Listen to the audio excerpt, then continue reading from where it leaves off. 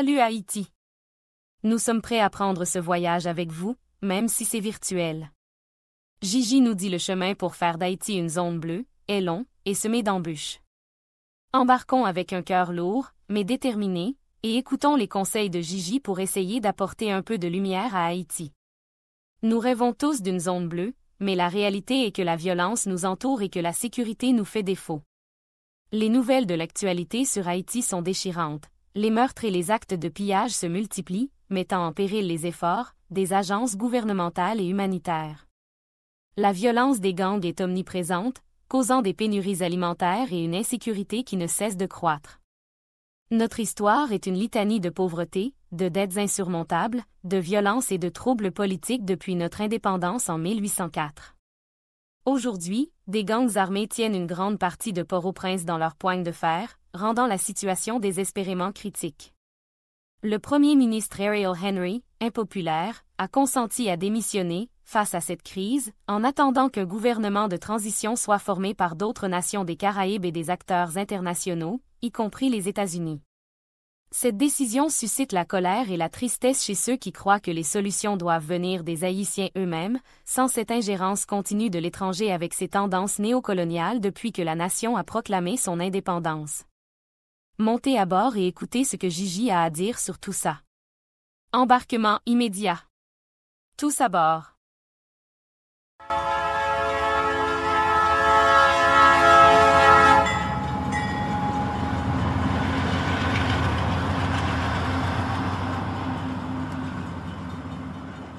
Merci Sylvie. Bonjour à tous. Préparez-vous à embarquer pour une aventure incroyable.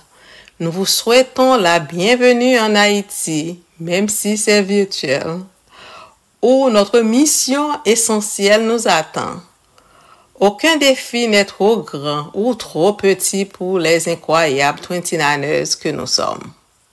La complexité de la situation en Haïti pèse lourd sur nos cœurs.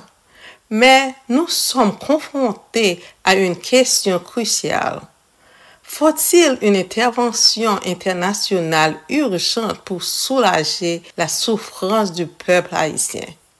Il est impératif d'agir pour résoudre cette crise et aider le pays à se relever malgré le poids accablant de la tristesse. Cependant, les solutions réelles doivent venir des Haïtiens eux-mêmes.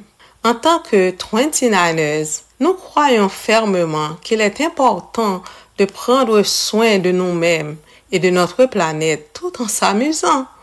Alors, montez à bord du train et travaillons ensemble pour faire Haïti une zone de paix, la zone bleue. Êtes-vous prêts?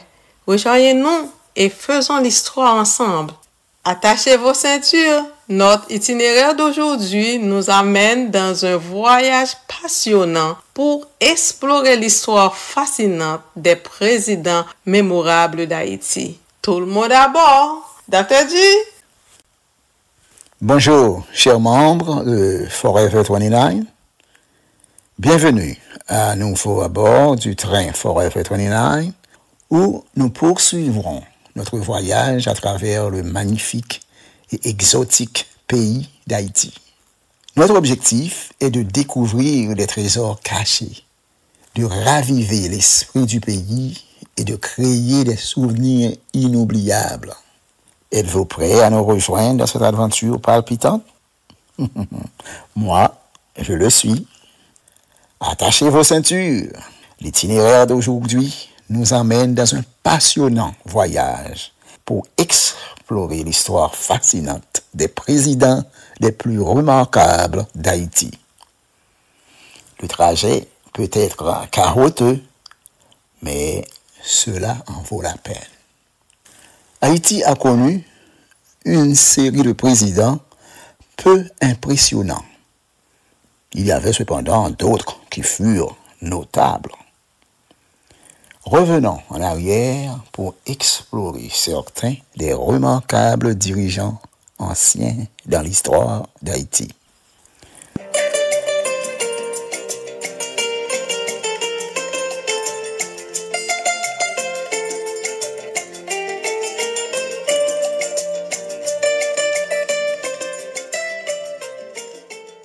Eh bien voilà mes amis, nous allons commencer par ordre chronologique avec tout d'abord Toussaint Louverture 1791-1802. Il fut le précurseur de la révolution haïtienne contre la domination coloniale française et l'esclavage, faisant Haïti la première nation indépendante en Amérique latine et dans les Caraïbes. Cette révolution a marqué la première révolte d'esclaves réussie de l'histoire. Aujourd'hui, aux côtés de Jean-Jacques Dessalines, Toussaint Louverture est considéré comme l'un des pères d'Haïti. Sa vie et son combat ont laissé une empreinte indélébile. Jean-Jacques Dessalines, 1804 à 1806. Le 1er janvier 1804, il a déclaré l'indépendance et la souveraineté d'Haïti après avoir vaincu les forces françaises. En tant que premier dirigeant d'Haïti indépendante, il s'est proclamé empereur.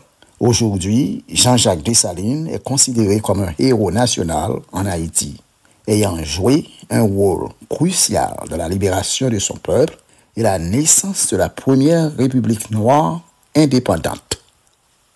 Alexandre Pétion, 1806-1818, a servi avec diligence en tant que premier président de la République d'Haïti dans le sud et l'ouest pendant la division du pays. Il a soutenu la campagne de Simon Bolivar pour libérer l'Amérique du Sud de la domination espagnole et a mis en place des réformes agraires bénéficiant aux paysans.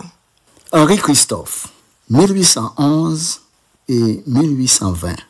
Après s'être proclamé Henri Ier, il est devenu le premier et unique roi d'Haïti dans le Nord. Il est connu pour avoir construit la citadelle La Ferrière, étant un site du patrimoine mondial de l'UNESCO. Le roi Henri établit une noblesse, un code juridique et un système éducatif dans son royaume. Jean-Pierre Broyer, 1818-1843, il a unifié le Nord et le Sud en 1820 après la mort de Christophe et a annexé Santo Domingo, aujourd'hui la République dominicaine, en 1822, gouvernant sur toute l'île de l'Hispaniola jusqu'en 1844. Il a également négocié avec la France pour faire reconnaître l'indépendance d'Haïti en échange d'une importante indemnité. Faustin Élie Soulouk, 1847 et 1859. Il était un commandant militaire haïtien qui a régné en tant qu'empereur d'Haïti, malgré le fait qu'il était sous-estimé en raison de son illettrisme. Il a prouvé sa domination en évinçant l'aristocratie existante des postes militaires et en nommant ses partisans noirs à des postes administratifs. Il était également un vaudouisant enthousiaste. Il a audacieusement tenté d'étendre le territoire d'Haïti et de rétablir sa monarchie pendant son règne.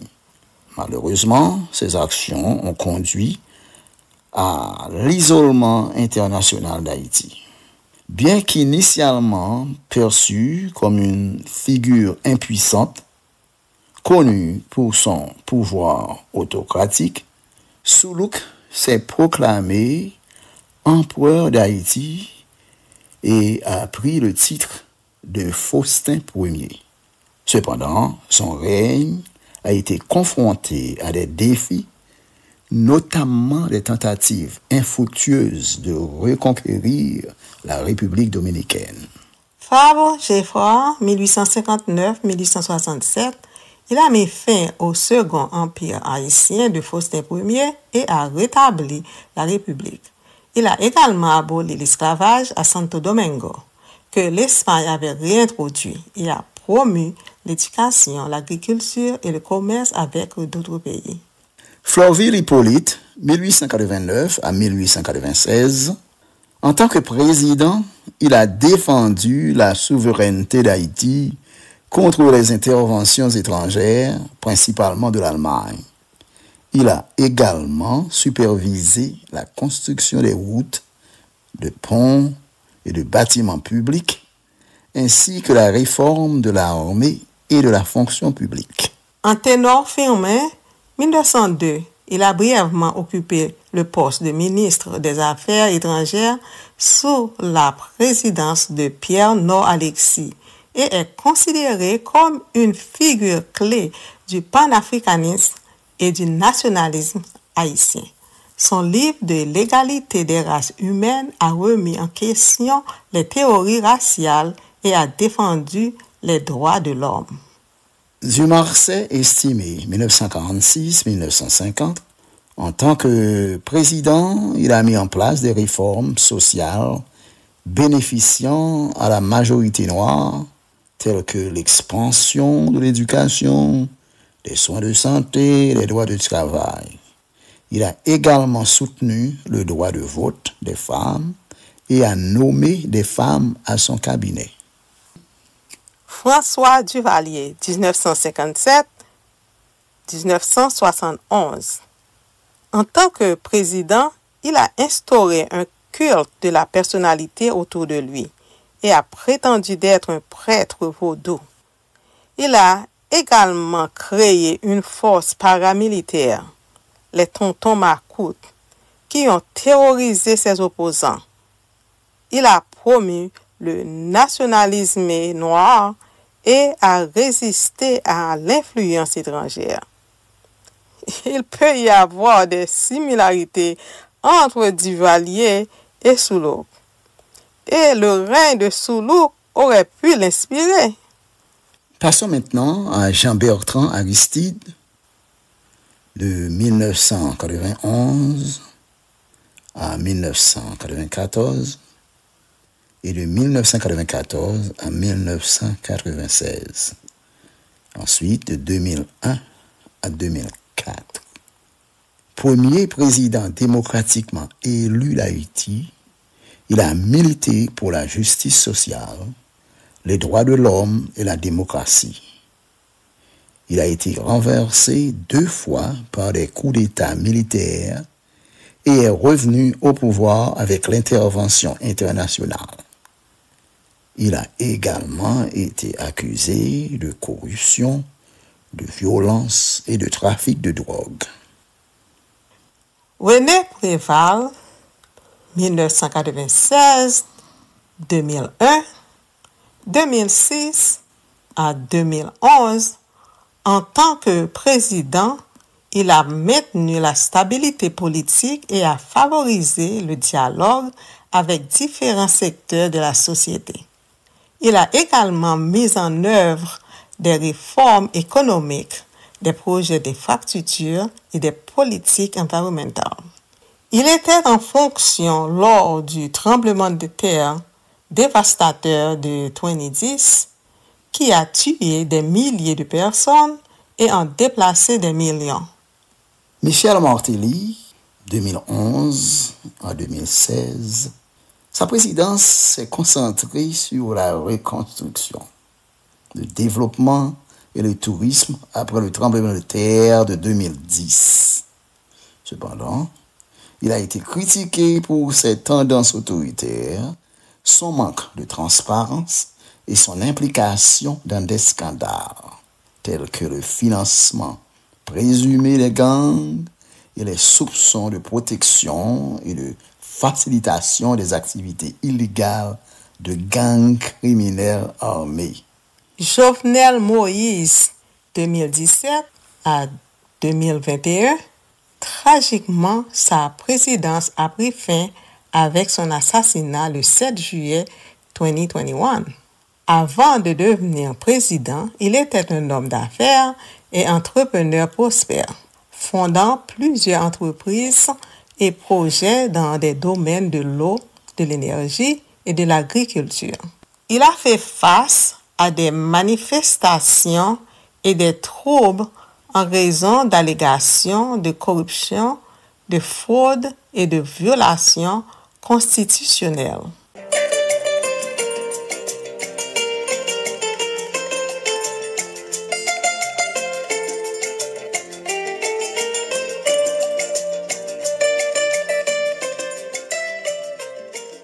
Comme vous venez de l'entendre, l'histoire d'Haïti est riche de dirigeants qui ont façonné sa liberté et sa croissance. Toussaint Louverture a initié la révolution haïtienne, Jean-Jacques Dessalines a déclaré l'indépendance et Alexandre Pétion a soutenu Simon Bolivar de l'Amérique latine.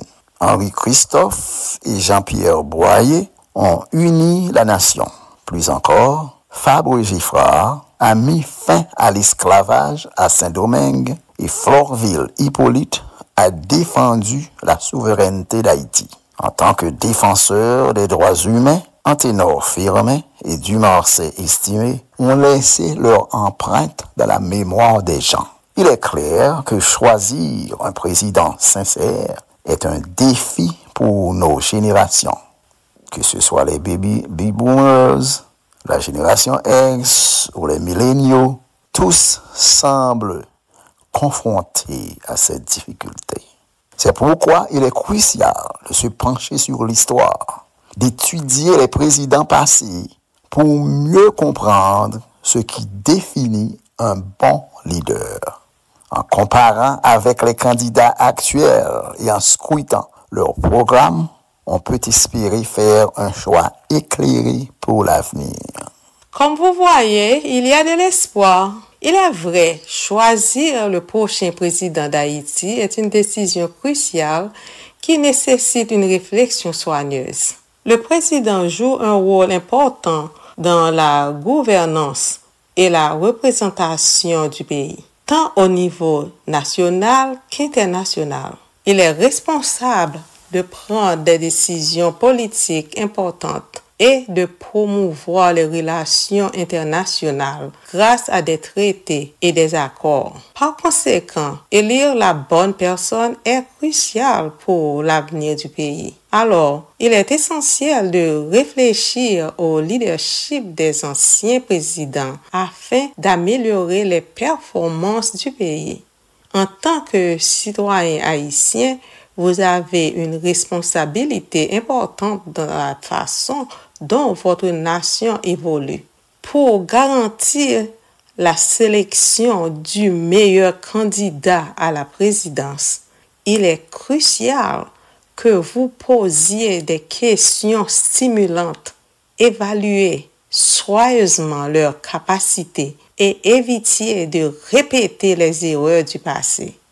Dans notre prochain épisode, nous vous fournirons une liste de questions pour vous guider dans ces processus. Notre 4e question sur la liste est particulièrement importante pour vous aider dans cette entreprise. C'est tout pour le moment. Dans notre prochain épisode, nous vous continuerons avec plus de questions sur la liste. Nous discuterons de l'amélioration de la situation politique, économique et sociale en Haïti. Restons optimistes et unis dans nos efforts pour soutenir Haïti dans sa quête de retrouver son titre de perle des Antilles. Ensemble, nous sommes plus forts et le bien l'emportera. Merci de nous avoir suivis. Veuillez continuer à soutenir et à partager ce podcast avec d'autres. Ensemble, nous pouvons apporter un changement positif pour Haïti. Amour et paix à tous. Bon, nous vous laissons avec cette belle chanson, Haïti Plaisir, du réalisateur Marc-Enro Dominique, d'Olimage Entertainment et Jehovah Music Group. Cette chanson met en avant l'amour des jeunes haïtiens pour leur pays. Bonne écoute!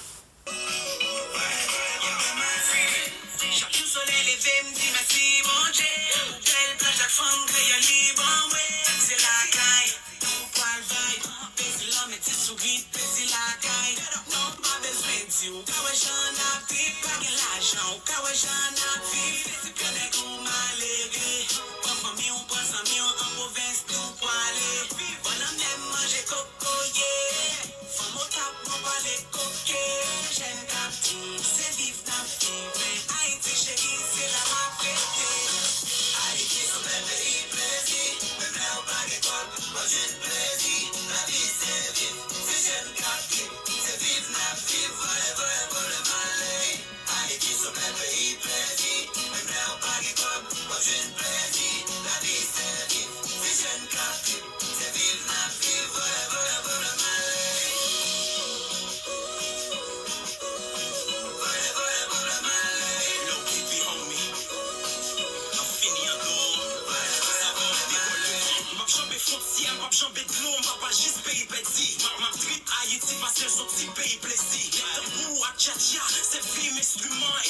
me jeune Brésil la caille moi. Et ça excité me prend cahier à crayon pour crayon poésie la caille moi.